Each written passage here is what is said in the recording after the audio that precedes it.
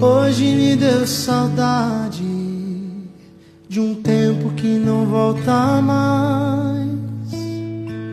Hoje me deu vontade de estar mais perto dos meus pais.